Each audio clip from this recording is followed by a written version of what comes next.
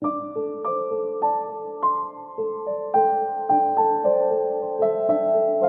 is, of course, a big weekend for Formula One as Formula One celebrates its 75th year as a FIA-endorsed World Championship. But this, of course, Silverstone is where it all began in 1950. Big crowds at Silverstone, amazing weather, and Formula One did not disappoint on this Friday because the speed of the cars, particularly through turns 9 and into turn 11, into Copse and into Beckett's for you and I, was just mind-blowing. On the curb, sparks from underneath the car, incredibly quick. In the case of Copse, we're talking entry speeds of well over 300 kilometers an hour. That's about 185, 190 miles an hour. Just mind-blowingly fast. And we can do lots of analysis about the Silverstone lap, about the slow sections, the fast sections, but all of that really belies what Silverstone is all about. It is about those amazing corners, very, very fast, the like of which are not surpassed on any circuit of the world. So I'm going to focus on those in this video. But before I do, let's have a look at the quickest times at the end of FP2. Of course, they were all out on medium tyres doing fuel runs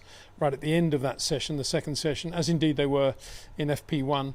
But this is how they ended their soft tyre runs. Everybody basically got 2 laps out of the soft, and usually everybody went quicker on the second lap. Lando Norris, quickest, delighting, of course, his home crowd after his win in the Austrian Grand Prix, 25.8. Oscar Piastri there, you can see 26.2. We'll get onto that a little bit as we do our analysis going into Copse and the Beckett section, but very, very good day for Lando Norris, looking incredibly confident in the car, as he did in Austria, as predicted after Austria. But nonetheless, Oscar Piastri is not going to go away. He is going to be quick this weekend, that is for sure. But Lando at the moment, quickest, 25.816. Ferrari, really good all day. Charles Leclerc, sometimes a little bit quicker than Lewis, and then Lewis would go quicker than Charles. Right there, matching Charles almost 10th of a second for 10th of a second. Again, delighting the home crowd. And Lewis, as I said in the video I put out a couple of days ago, a chat I had with Cameron, looking very confident going into the British Grand Prix as well. He might after that amazing pass on George Russell in Austria on the opening lap. And then a very good race, dogged really by the confusion on the pit wall. Confusion, is that the right word? And I think had Lewis stayed out, he would have got a better result in Austria. So he's come to Silverstone under a week later with that confidence, and he's looking good in the car. Corners are looking a little bit shorter. He's looking a little bit like the old Lewis, but again, we'll get onto a more granular comparison in a few minutes in this video. Max Verstappen didn't have a particularly good day, complaining from the outset about understeer, flick oversteer, tyres giving up in fast corners, none of which is a good augury for the weekend. And at this point, let's just have a look at the upgrades that some of the teams have brought to Silverstone. Notably, Ferrari and Mercedes, no changes at all, declared changes going into the British Grand Prix. But look at the number of teams working on new floors and floor edges. McLaren, Red Bull, Aston Martin, Haas, Williams and Sauber. It's obviously working on the McLaren. Doesn't appear to be sorted yet on the Red Bull. Too early to say not working at all, but not good for Max Verstappen. Front wing mods for Racing Bulls and Sauber, working very well on both cars, I would say. Engine cover mod for Aston Martin. Also a big improvement, Lance Stroll, very, very quick. We'll get back to that in a minute. Rear brake duct improvement for McLaren. I was thinking about that one. I'm wondering whether or not they're just imagining they're going to have a lot of time with one car closely following another or potentially following another in the upcoming Grand Prix, and therefore they need to get more rear braking into that car, more braking cooling into that car. Maybe they've just undercooled on the rear. But interesting to see McLaren doing that. And side pod inlets for the Haas. Anyway, getting back to the times, Max Verstappen 26.3 on his second run. Kimi Antonelli, the quicker, unbelievably, of the two Mercedes drivers, looking very, very good on the slow corners, as you'd expect. And at the moment, looking a George Russell match on the fast corners, which to me is absolutely astounding. I never thought that would happen. This is only Friday and George didn't put in a particularly good lap. And I should also say that Mercedes out first on the soft tyres in that little phase of FP2, and therefore the track wasn't at the quickest when the two Mercedes were out, and they were out first for the longer runs at the back end of FP2 and getting more homework as a result. So a little bit of a compromise session there by Mercedes. Again, don't read too much into it, but interesting to see Antonelli quicker than George and going very well on the fast corners. Isaac Hadjar, again, very good in that updated Racing Bulls, 26.524. But look at Lance Stroll, 26.430 in the Aston Martin. Quicker than George Russell in the Mercedes, and showing that Aston Martin has found some aerodynamic improvement for Silverstone. So a very good job by him, quicker than Fernando. Different setup on the two cars, different spec on the two cars. So going back to Isaac Hadjar 26.5, Liam Lawson just behind him. As I said in the comments on Monday after the race with Cameron, I think it's going to be more difficult for Liam to continue the momentum from Austria, i.e. to be quicker than Isaac, markedly quicker than Isaac Hadjar around Silverstone. Isaac, like Lando Norris, not carrying as much lateral load as he's coming out of the fast corners and getting more acceleration as a result. But we'll get onto that in a second in this video, as I say. Gabriel Bortoleto, again, good in the Sauber. I think scared himself a little bit in the spin, massive spin at Copse Corner. Esteban Ocon, 26.9 in the Haas.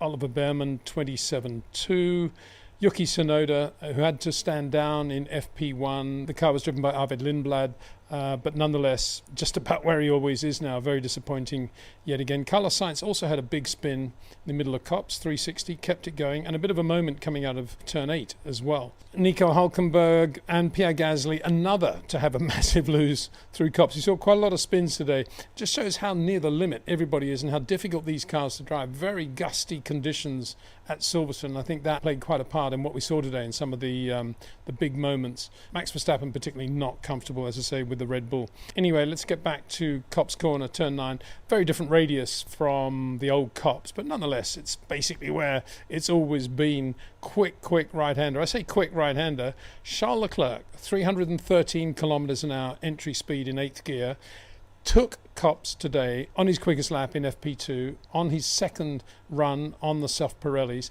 took it absolutely flat without lifting his right foot. Very, very impressive. Lewis Hamilton on his quickest lap, braking in the middle of Copse.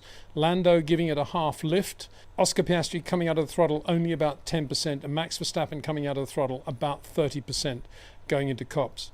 The other dramatic bit of road at Silverstone, of course, is Beckett's, which basically begins at turn 11 because it's easy flat through turn 10. Turn 11, which is the right-hander, into 12. Turn 12's an interesting litmus test, I think, of bravery, of commitment, of how good the car feels.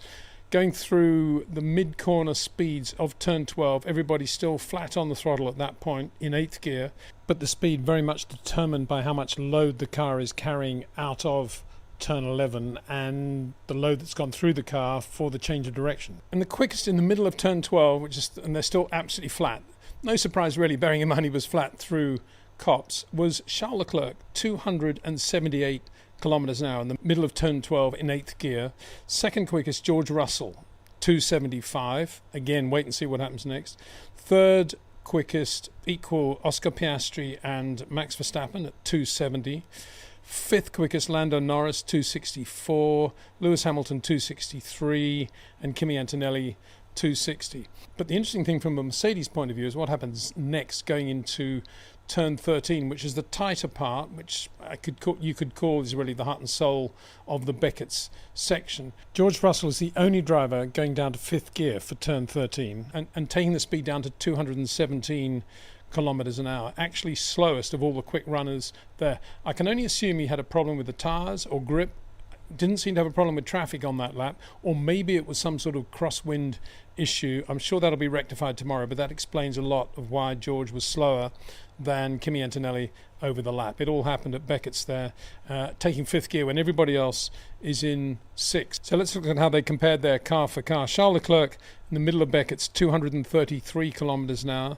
Lewis Hamilton 224, both in 6th gear, so quite a big difference there. Not totally unsurprising, I suppose. Max Verstappen incredibly slow there, and I think that is a function of what he was saying about the tyres just giving up in the middle of the quick corners to only 220 as he's basically going right there into Beckett's in 6th gear, so really, really slow for Red Bull there, having got a very, very fast, well, relatively quick entry into the whole section. George Russell, as I say, very slow there, 217. Kimi Antonelli at the same place, still in 6th gear, 222, so quicker than Max Verstappen through that tighter part of Beckett's. And in terms of the McLaren comparison, Lando Norris 227 and Oscar Piastri 227, but Oscar having had a quicker entry into the Beckett section. And now let's have a look at the exit, turn 14, which is they're on the power now, accelerating hard. Lando Norris 255 as they go through a little marker, and at the same point Oscar Piastri 10 kilometers an hour slower now, which again bears out what I was saying earlier about carrying load in the car when they're wanting to accelerate. Basically, they're flat on the throttle again. And the significant thing about all of this is that Oscar Piastri, just as Charles Leclerc was amazing through Copse, absolutely flat. Admittedly, 3 kilometers an hour slower than Lewis as he approached Copse. He was 3:13, Lewis 3:16. He's still absolutely flat on the throttle, whereas Lewis is braking and goes down to a slower minimum speed. In Oscar Piastri into turn 13, and he's going down to 6th gear, does not brake at all. He comes out of the throttle, he floats on the car with no throttle or brakes, slows the car enough to get it into 6th gear, and then accelerates. But in doing so, he's got a lot of load in the car compared with Lando, and that is why he's 10 kilometers an hour slower as they're exiting the Beckett section. So I guess he'll be looking at that telemetry and probably changing. I guess he'll be braking tomorrow, because Lando's definitely braking going into turn 13, braking quite hard, as they all are. So the lap times say it all, of course, in terms of what's going on at Silverstone at the moment. But nonetheless, a big shout out to Charles Leclerc, flat through Copse, not lifting his right foot at all, and certainly not touching the brake pedal with the left foot, and Oscar Piastri getting through the entire Beckett section without touching the brakes at all either. Admittedly, he's not on the throttle at some point, but he's not on the brakes either. Just shows how much aero retardation and scrub from the tyres the cars have just by coming out of the throttle.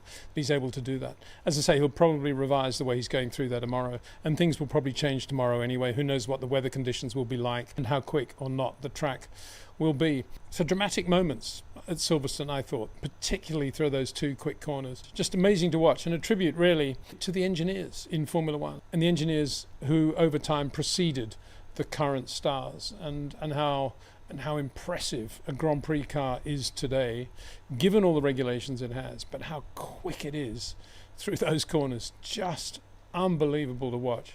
So all to play for tomorrow. Ferrari looking really good, McLaren looking very strong, but we shouldn't forget that in the full tank run right at the end of FP2, although they didn't have a great run in the morning with fuel in the car, Max Verstappen on the medium tyres, like everybody else except Isaac Hadjar, who was out on softs, Max Verstappen was basically quickest on the track with fuel in the car at the end of FP2. Now that could be that the car's only good with fuel in the car. We'll see tomorrow. Red Bull pretty good at starting off with a diabolical setup and getting it half right as the day progresses, but at no stage did Max ever really sound particularly happy on any of his radio transmissions. But we shouldn't forget he was very, very quick on heavy fuel right at the end of FP2. At the Austrian Grand Prix, REC Watches formally launched, as distinct from the pre-order being available, formally launched the Porsche 956 106B watch that I've been talking about in the last couple of videos. Now available in 2 different liveries, colorways, I think is probably the right way to call them in terms of a timepiece. The first is the one we've talked about a lot, which is the Richard Lloyd racing one that finished second at Le Mans in 1985 in the hands of Richard Lloyd, but mainly Jonathan Palmer and James Weaver, driven beautifully by then. They also won at Brands Hatch in that car, but it's also available in the Liqui Moly livery in which it also raced. So a very nice touch, 2 colorways in which you can pre-order that watch, but it was formally launched at the Austrian Grand Prix and given a brilliant reception by the motor racing fraternity in so doing. Anyway, there we are. We're finishing with a look back at the 1950 British Grand Prix at the Roll of Honour in terms of faces maybe that you don't know that go with some of the names who did well that day in 1950. Top 6, a few mentions also who went well in qualifying. Big thanks to Jetcraft, to OEM Exclusive, to TrackNinja, and of course to REC Watches. We'll be back again tomorrow with our coverage of qualifying and then of course the race on Sunday. Thanks for watching and see you then.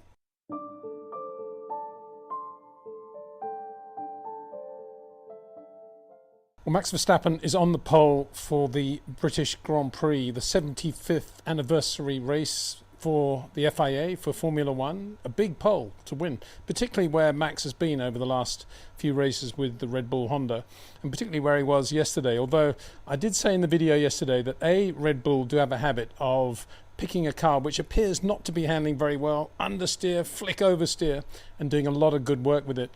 And I did also say at the end of the video yesterday that Max Verstappen was really quick on a full load of fuel at the back end of Free Practice 2, FP2, and you would ignore that little cameo at your peril.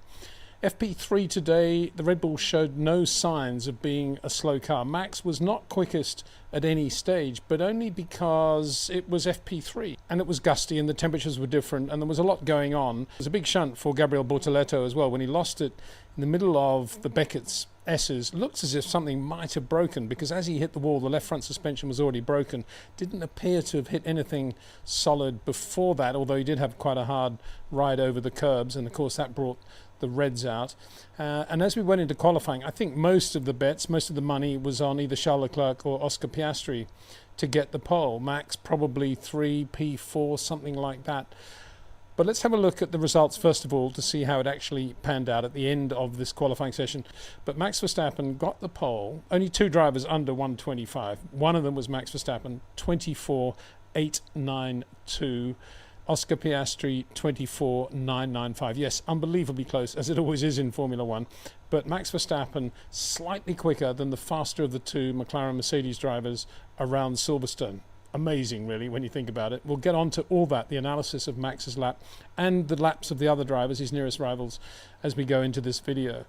Lando Norris, P3, 25.0. George Russell, good job in cooler weather. The Mercedes tyres working a lot better, and George Russell getting a lot out of that car, 25.0. Lewis Hamilton, quicker than Charles Leclerc. Although he's not on the pole, not on the front row, he will feel very, very happy about that in front of his home crowd. Charles Leclerc, just a shade slower in the other Ferrari. Disappointing qualifying for Charles Leclerc, that is for sure. And Kimi Antonelli, a bit breathless on the quick corners, as we've always been saying, but there or thereabouts. And a stellar performance too from Oliver Behrmann in the Haas Ferrari. He's been looking really good this year, and he did that despite a shunt, would you believe, at the end of FP3. After the Bortoleto red, they went out again. Brakes were cold. He was coming into the pit lane, just locked the rears and went into the guardrail quite heavily on the right, going into the pit lane.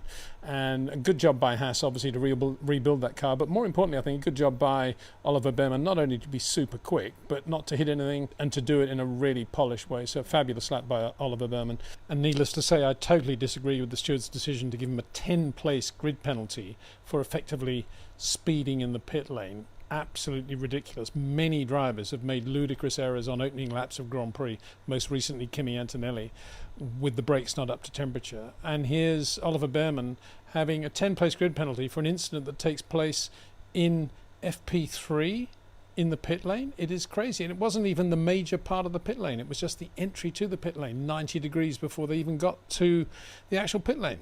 Fernando Alonso dragging the Aston Martin up yet again, as you can see, 25.6. I'm sure he'll be saying that's the most we can get out of this car. He is slightly quicker in Q2, as you can see. And Pierre Gasly, who's been nowhere all weekend in what is obviously an incredibly difficult car to drive, the Alpine Renault, also made it through to Q3, just showing again the quality of Pierre's driving. His teammate Franco Colapinto losing it in Q1, under pressure right at the end of Q1, in the most ridiculous way, just coming out of the slow right-hander onto the pit straight at the end of the lap, got on the curb, too much throttle, too much load on the car, as he did in Brazil last year in the wet. I know there's a lot of money coming from Colapinto, the latest of which is Claro, the electronics company, the telephonics company based in South America, and that's the latest sponsor just announced for the British Grand Prix, which obviously is tied to Colapinto, but surely it is time to put Jack Doohan back in that car, because it's not good enough to see Colapinto making the same mistakes. As a rookie, you accept those mistakes, but to continue to make the same mistakes, just loading up the rear too much with too much aggressive throttle, not good enough in my opinion. Steve Nielsen joining Alpine as managing director fairly soon. Great move by Flavio Briatore to put Steve Nielsen in there. He's got a great brain, knows that team very well. Let's hope that, let's hope we see some Jack Doohan with some other changes coming at Alpine.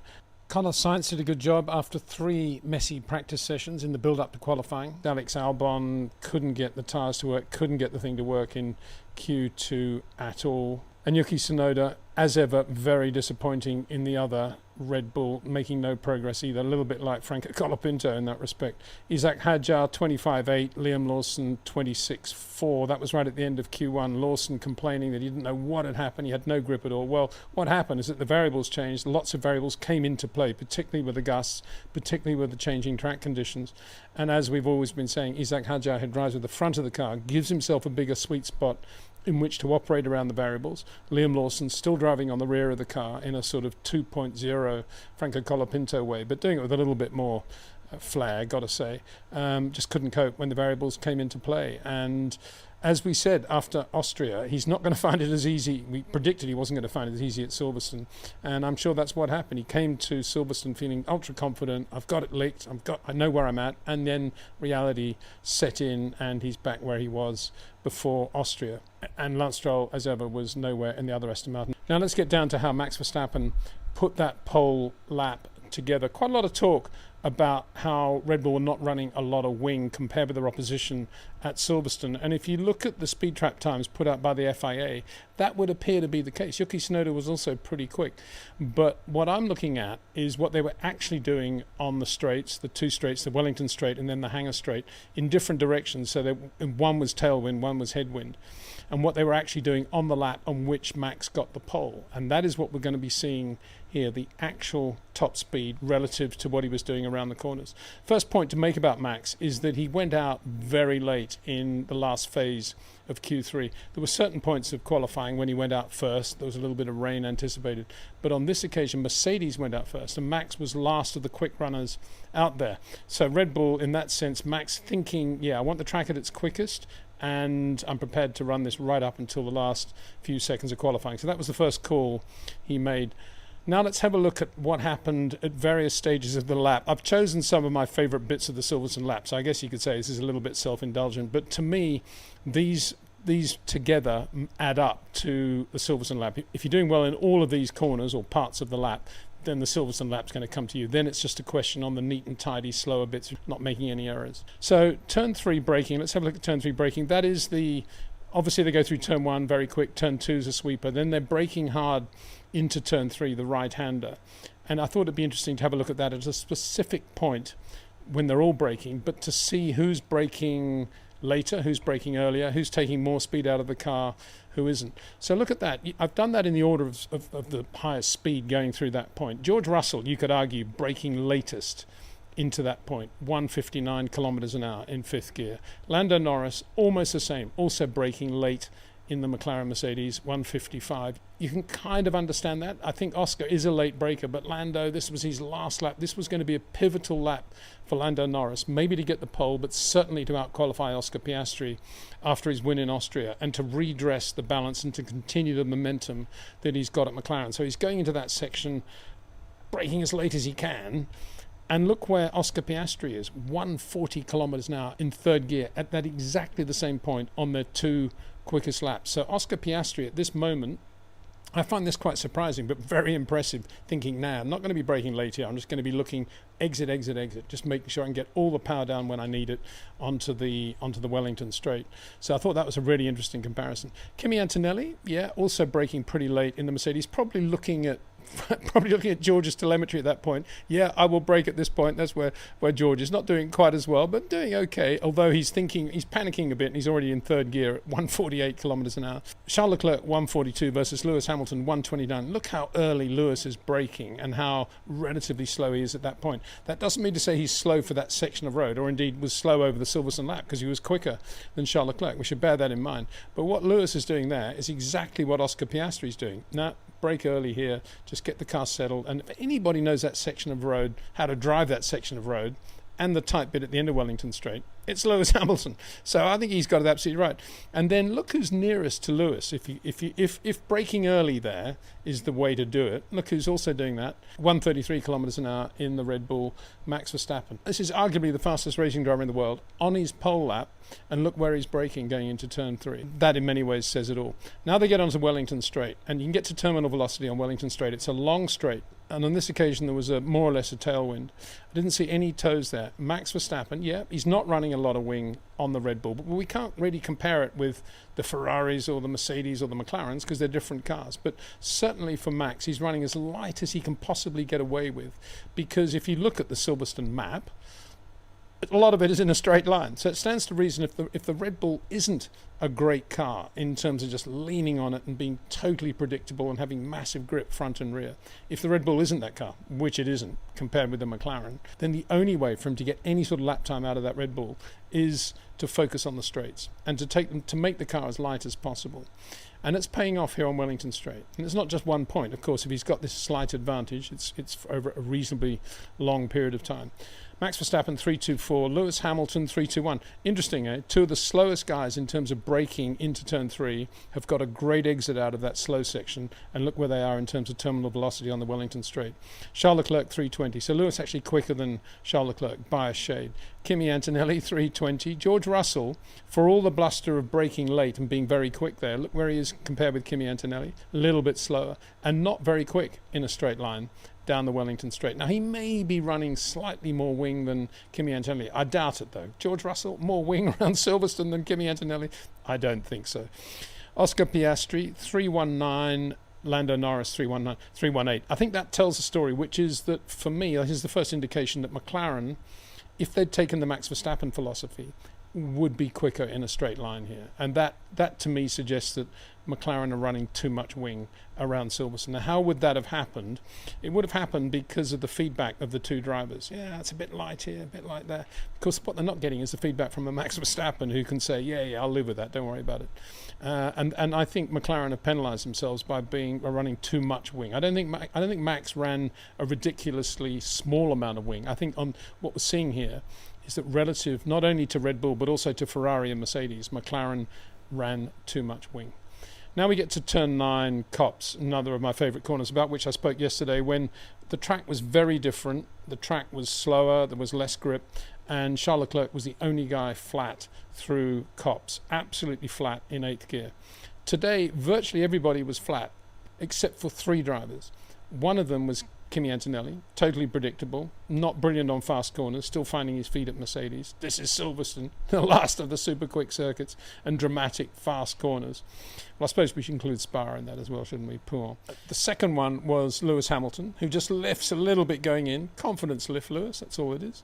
And then the third one, Max Verstappen. Unbelievable. Now, Max had some adventures at Copse because on his out lap, his preparation lap, Kimi Antonelli was coming up behind him on his mirrors. As I say, the Mercedes went up first, and Kimi was coming out of turn 8, and Max could see him, and Max actually gets on the brakes and pulls right over and slows right down, not to interrupt Kimi's line at all into Copse and to give him free use of Copse corner. Of course, then Kimi slows down because he does his quick lap, and now Max is on his quick lap, and he catches Kimi Antonelli at exactly the same place going into Copse, except Kimi doesn't do for Max what Max did for Kimi. He kind of stays there, and Max goes into Copse corner with Kimi Antonelli uncomfortably in front of him. Now, if Charles Leclerc went off in qualifying in Canada because of dirty air from Isaac Hadjar, I can tell you now there would have been dirty air from Kimi Antonelli's Mercedes in front of Max's car on his pole lap going through Copse. So Max Verstappen living with the dirty air from Antonelli and catching Antonelli as he's coming out of Copse. Very uncomfortable. Look at that. Nonetheless, Max Verstappen through in a specific point in the middle of Copse corner, turn 9, the fastest driver on the track. 3.09. Second, Oscar Piastri. No surprise there. The McLaren's a great car. Oscar's flat through Copse. 3.07. Charles Leclerc 3.07. Lando Norris 3.06. George Russell 3.05. Lewis Hamilton with that slight lift 3.02. Kimi Antonelli with that slight lift 3.02. But Max Verstappen also has a slight lift. I say a slight lift. Probably he's still on 95% throttle, but he gives it just a feather as he's going in, just to settle the car. Probably because he's not running at quite as much downforce as he would want to have at that specific point of the lap. But he's going to live with it, and he's got the dirty air, and he's still quickest through Copse. I think that was, if any part of Max's pole lap could be said to be, this is what gave him the pole, and this is what earned him the pole, it was that little bit of driving there. A little bit. Massive amount of driving there. Massive amount of talent there. Just amazing. I mean, most drivers at that point would think, nah, dirty air, back off, and then you would hear about it after qualifying. Well, you know, I had Antonelli. Blah, blah, blah. Not Max Verstappen. Just unbelievable, in my opinion. That was one of the best bits of driving I've seen for a long time. This is Copse corner, don't forget. Incredibly quick. You may say, if Oscar Piastri is going through flat and Lando's going through flat, how can there be 1 kilometre an hour difference? This is all about steering input. It's all about how you load the car, how you position the car, what you're doing at the rotation point. There is a rotation point for Copse corner. It's all about the initial transition from travelling in a straight line. All of that adds up to speed that will be scrubbed through the tyres or in other ways with the car mid-corner. And what we're seeing there is Max even though he's got that slight lift, even though he's got the dirty air, he's absolutely perfect in the way the initial steering input, the way he comes out of the throttle slightly, and then the rotation point, and exactly the right moment he's straightening the car.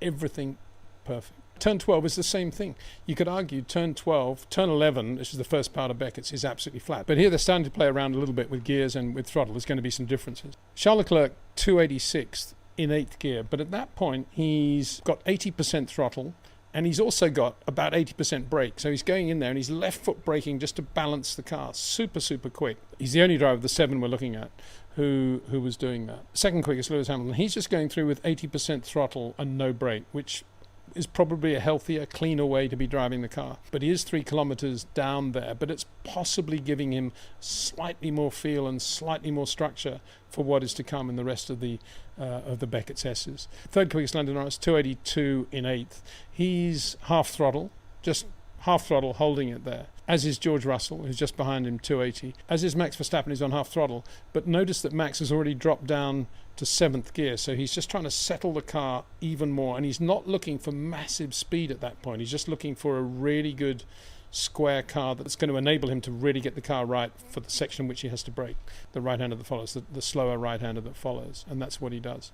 Kimi Antonelli, 272 in 7th. To his credit, he's not braking at that point.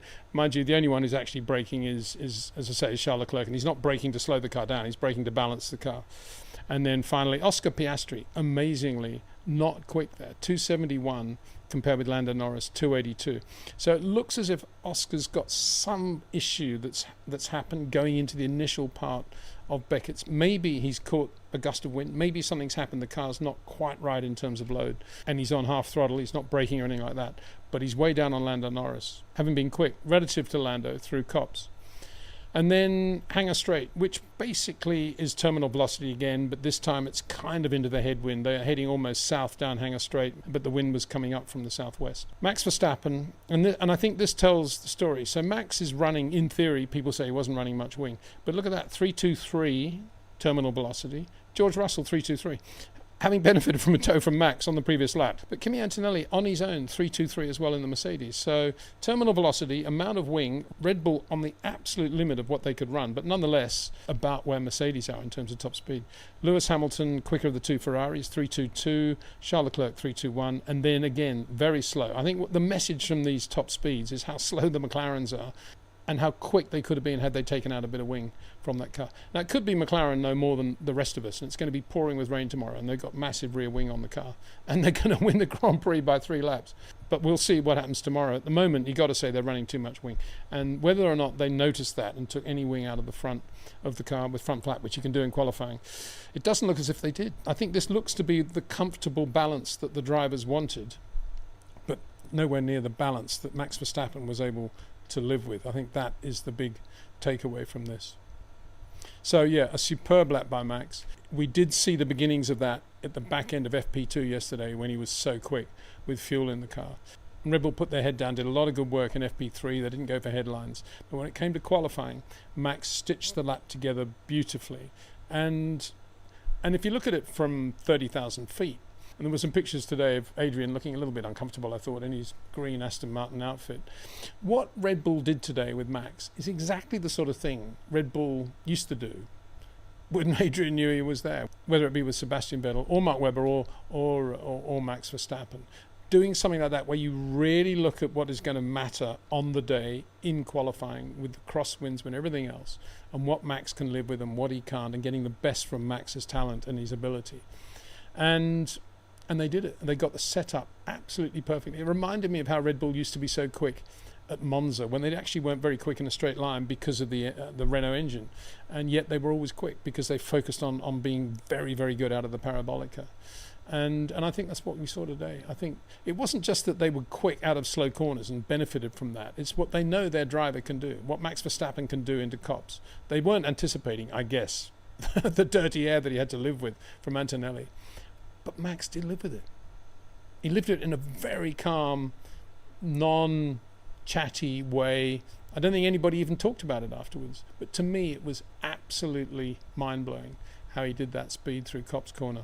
And just to reiterate, the top speeds you're seeing there are the exact top speeds they were doing on their fastest laps, not the top speeds they did over entire qualifying, which of course are affected by getting a tow from another car. So wow, yeah, what a lap. I think the big question tomorrow is what the Red Bull will be like with its tyre management. They're looking at 2 stops around Silverstone. It's pretty dodgy in terms of the loads that go through the tyres. 2 stops is probably the safest way to go. We've seen safety cars interrupting that sort of program in the past.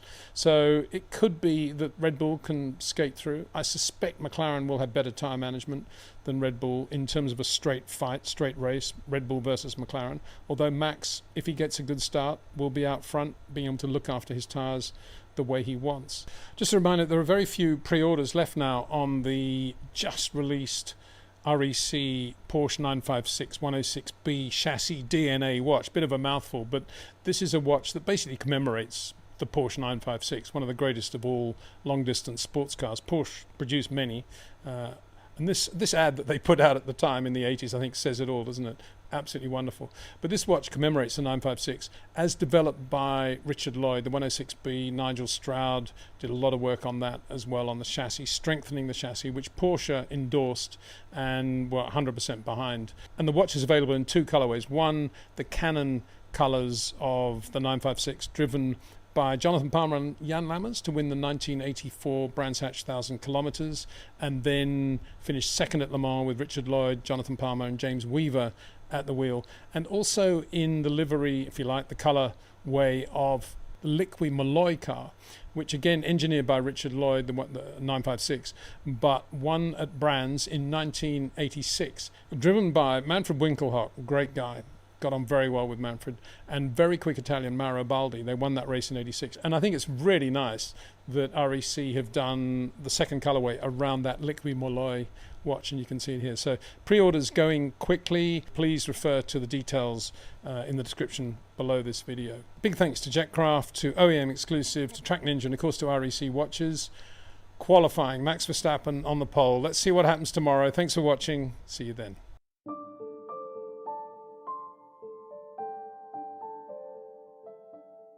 Well, there are plenty of ways of beginning a video about a crazy, crazy race like the British Grand Prix, but I think really I need to start with an explanation of the weather. There I was glibly saying after the qualifying video, of course, Zak Brown and McLaren could know that it's going to rain like crazy on Sunday and they're going to win by 100 miles.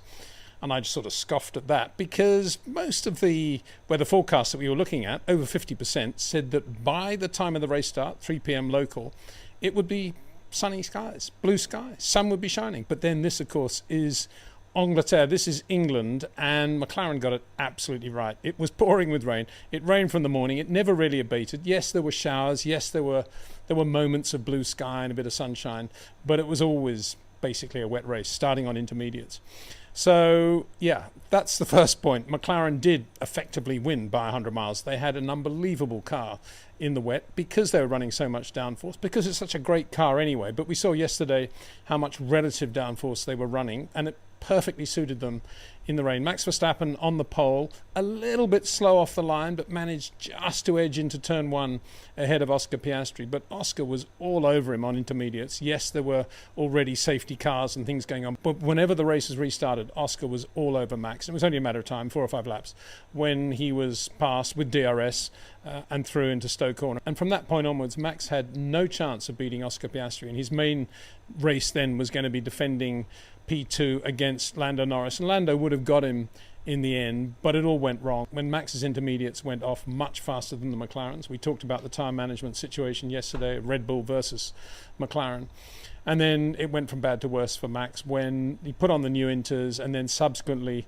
late in the race when it was dry, he put on a new set of medium slicks and could barely get away from the 2 Williams of Carlos Sainz and Alex Albon. So a miserable day for Max Verstappen. He did eventually finish P5. I refer to him because he was on the pole. He did eventually finish P5, so you could say from where he was, he had a massive lose on intermediates at a restart. That was where he lost so much time. It wasn't a bad result, but it was a miserable day for a guy who was on the pole yesterday at Silverstone. So let's talk now about the race win for Lando Norris. A British driver in front of the British crowd. proud. His second win in 2 weekends. Talk about momentum building at McLaren. However, it was Oscar Piastri who had the pace. So how did he lose it? Well, he lost it because there was another safety car fracas with Max Verstappen right behind him, as we saw in Canada. Max very annoyed that Oscar suddenly slowed going into Stowe. Another situation like Canada where Oscar then said, I was just passed under the safety car. And on this occasion, the stewards decided to give a 10-second penalty for Oscar Piastri. He was given that news a couple of laps later, by which time McLaren had presumably questioned it with the stewards. And from that moment onwards, even though Lando was behind him, it was race win for Lando Norris. Nothing that Oscar Piastri was going to be able to do about it. But Oscar was not pleased about this, and I can kind of understand why. After he'd come out and he was now P2 to Lando Norris, and it was obvious Lando had a massive advantage, Oscar got on the radio and quite surprisingly, and I think quite intelligently, said that whole thing with the safety car was ridiculous. We should be basically appealing that. We should reverse positions now on that basis and then race to the finish, which I can't remember any driver ever saying that. And you've got to give him full marks for thinking laterally there. He was the quicker driver over the weekend for McLaren, and there he is being super aggressive on the radio about something like that. I think this is the first time we've seen Oscar Piastri, who's a really nice guy, an incredible temperament, looking very annoyed after the race. And I don't blame him for that, because he's a racer. And racers don't like to be given situations where they are the quicker of the two drivers over that weekend. There's absolutely nothing he can do about a weird decision in his mind to do with behaviour behind the safety car. It's not a racing thing, it's just a safety car thing. So that was a really significant moment. It was significant too because of the momentum that Lando Norris is now carrying forward. As I said yesterday, it was a pivotal moment, I think, when he didn't beat Oscar in qualifying. But Lando was just happy and relaxed afterwards, wasn't he? And he's got all that grandstand full of fluorescent green, his colour. And it just looked like he was just going to breeze into the win, which is exactly what he did. He didn't really have to work very hard to win that Grand Prix because, 10-second penalty, that's very easy for him to cover in P2 or from P2.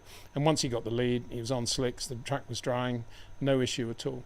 So from Lando's point of view, a very nice win. He'll love this forever. As he said on the radio, British Grand Prix, won by a British driver. For a, should we call it New Zealand, Bahraini, British-based team? I think that's probably what it is now. New Zealand founded. Let's remember Bruce McLaren at this point. Then the other big news, this crazy race. The other big news was that Nico Hulkenberg finished third for Sauber. Now, I'm not going to say yet again, that's the car that Carlos Sainz could have been in. Forget about all that. I've said all that a million times. What I'm going to say is this was the first ever podium finish for Nico Hulkenberg. Unbelievably. Talk about deserved. Almost from the back of the grid, as he normally is these days. Drove absolutely superbly. Incredible pressure at the end of the race. And Lewis is on used soft tyres. Nico was on new mediums. Incredible pressure from Lewis towards the end of the race, but no mistakes from Nico at all to finish third. And how is this for a stat? This was the first ever podium finished for Nico Hulkenberg, finished third for Sauber. And for Lewis Hamilton, it was the end of a 12-race consecutive podium finish at Silverstone at the British Grand Prix. And he finished fourth anyway. He's had 2 fourths, actually. He finished fourth to Fernando years ago, 2013, just behind him. And he was nearly third today. So if you include those 2 finishes when he nearly finished third, that would have been 14 consecutive podiums for Lewis at Silverstone. But he didn't get the podium today. And effectively, the run was ended by Nico Hulkenberg. I mean, if you'd done a poll before the race and you said Lewis Hamilton is not going to finish third here, his run's going to come to an end, who is going to take that position from him? I don't think anybody at Silverstone, anybody watching Formula One worldwide would have said Nico Hulkenberg. Well, congratulations to Nico. Top man, amazing racing driver, incredibly versatile in all conditions, very good. He's driven bad cars most of his career, so he knows how to drive reasonably bad cars very, very well. And what a deserved result. And at the same time, Jonathan Wheatley, having gone to Sauber, everything has just gone right. I mean, it's a classic example of when you go to a team that's down, it can only go up. But a lot of that is due to Jonathan Wheatley, and some of it to Mattia Binotto as well. But I think Wheatley should take most of the credit. And again, you got to say, one of the really good guys from the whole Red Bull successful era who was allowed to leave. It should never have happened. Well, Red Bull, a very different team now. And what Max will be thinking now about Red Bull and their potential, I don't know. But it wasn't a good day. It wasn't a good day for Red Bull, even though P5 at the end of the day, I suppose, wasn't too bad. So let's go through the results, because it's about all you can on these crazy races. When there were so many safety car interventions, they went from so many different tire strategies. Into fourth place, Lewis Hamilton, who got swamped a little bit in the early laps, but nonetheless stayed with it and drove extremely well. And if he had confidence after Austria with that pass on George and a few other things, asserting himself with the engineer maybe after the race, he'll have more confidence again after Silverstone. And I think he looked pretty good. And Charles Leclerc in the Ferrari is one of the guys that came in and switched to slicks at the end of the formation lap. And he just had a terrible day. He had moments everywhere, massive moments, whether he was on slicks or cold intermediates, and he just never got it together. He never looked as rhythmic as Lewis Hamilton. He never looked as good on the slow corners as Lewis Hamilton. So a terrible day for Charles Leclerc in the other Ferrari, but a pretty good day for Lewis in front of his home crowd. So Max was P5 and Pierre Gasly, excellent P6 in the Alpine Renault. One of the worst cars in the race, you got to say, but he managed to get it into the top 10 yesterday in qualifying and was always there. No mistakes from Pierre Gasly, not a quick car, but he got the absolute maximum from it throughout the race. I've been saying for many months, many years actually, how good Pierre Gasly is. I'd love to see him in a really quick car. But in that Alpine, I don't think anybody could have done a better job than Pierre today. An excellent performance for him to finish P6 behind Max and ahead of Lance Stroll, who it appears almost as if he has a good day, then a bad day, and now it was a good day again, the British Grand Prix. He's pretty good in the wet. He's had some good wet races in the past, but he benefited mainly from coming in. Well, let's go back to square one. He benefited mainly from going to soft tyres, a new set of softs very early in the race when everybody else was going on to mediums, or in the case of Mercedes onto hards. And that's because he didn't qualify well. He didn't get out of Q1, so he had plenty of softs in the garage. So this is a weird irony, isn't it? I suppose a lot of people will say, isn't this great about Formula One that, you know, if you qualify near the back, you go into the race with a lot more tyres that you can play around with, much better chance of matching your tyres to the conditions. Is that a good thing? I suppose it's a contrived thing, a bit like DRS that a lot of people would like, but for me it's tacky. But anyway, as a result of having all these softs in the garage, Lance Stroll did put on a new set of softs and he made up more time early in the race on the new softs. About lap 10, he was running fifth and potentially heading for a podium finish, and he looked not too far away from that. The problem was he did run that second set of softs at the end when the track dried up. And they went off. They went off right at the end, and Max got him when he ran wide. Pierre Gasly, the same thing. So he lost 2 places in the last 2 laps of the race. But a good drive by Lance Stroll. By contrast, Fernando Alonso, who qualified better, had fewer softs, ran the standard intermediate, medium format of all the leading runners. Couldn't beat his teammate. And again, that's why I say that's a kind of a weird thing. This whole Pirelli era where you have all these limited sets of tyres produces ridiculous results. And Fernando was on the radio saying, I can't believe we managed to get it wrong again, sort of thing. But I guess when he sits down and he looks at it and he sees what tyres he actually had in the garage and what tyres Lance had, he'll realise how it all went wrong for him. He shouldn't qualify as well, Fernando. That's the problem. You know, this is Formula One 2025. Alex Albon then beat Fernando Alonso to the finish, and George Russell, who again, you know, no softs in there, probably no mediums either, hard, intermediate, hard, Mercedes had him on, hopeless, and not a great combination. I think the race George had in mind was, when he came in on the formation lap to put the hard slicks on, was it's going to be dry for the rest of the day, I'm going to currently be 14th and I'm going to drive through and win the race. That's obviously what he was thinking, but the rain on lap 10 put an end to all that. And after that, it wasn't a very quick George Russell either. A good battle with Lewis Hamilton for a while. He passed Lewis, but then Lewis repassed him Stowe corner, going into Stowe. Nice pass on George Russell. If you're thinking about passes of the race, a lot of them were sort of DRS induced, but I think that probably is the one that springs foremost to mind. Lewis repassing George and getting a momentum from that to go forward into what eventually became 4th place for Ferrari. So not a good day for George, and not a good day for Kimi Antonelli as well. He was sort of 3 or 4 places behind George and got ahead in pit stops and then gave the position back to George. And then when it was really wet, just before they put the safety car out, vision was absolutely horrendous. A lot of people were sending me messages saying, safety cars, they shouldn't put the safety car out, it's going to ruin the race. I'm just thinking to myself, you know, very few people were at Hockenheim in 82 when Didier Pironi had that horrendous accident, when he couldn't see a thing. And it's the same at Silverstone. You could not see a thing. And we saw that with Isaac Hadjar behind Kimi Antonelli going into Copse corner. Absolutely blinded, couldn't see a thing. Antonelli obviously braked early or did something, and Hadjar just went straight into the back of him. Quite a big shunt on the outside of Copse. Nobody hurt, fortunately. Brings me back to the 85 Portuguese Grand Prix, of course, when Nigel Mansell started from the pit lane and finished 5th, passing cars everywhere. Terrible spray. I don't think, though, that the spray was as bad then in the 80s as it is now. I think it stands more. It just sits there in the air, whereas from my memory from the mid-80s it was like a rooster tail spray, and you could, if you dodged either side, it was relatively clear. But that's not the case in Formula One today, partly because of the diffusers and everything else I guess they have. But it does bring back the memory of Nigel when I was talking to him after the race, saying, how did you do that? How did you do all those passes? And he said, I just listened to the engine note of the car in front, and when the guy backs off, I just move to the left or the right, whatever the next corner was, knowing that all I had to do then was brake a little bit later. And I thought, easy stuff, Nige. But you couldn't do that today, I think. I was wondering whether you could. I don't think you can, because the visibility is so bad. And one of Charles Leclerc's moments in the middle of Beckett's, high-speed stuff, double 360, was just a massive amount of water suddenly got in, hit him in the helmet, right over his visor. Couldn't see a thing in the middle of Beckett's.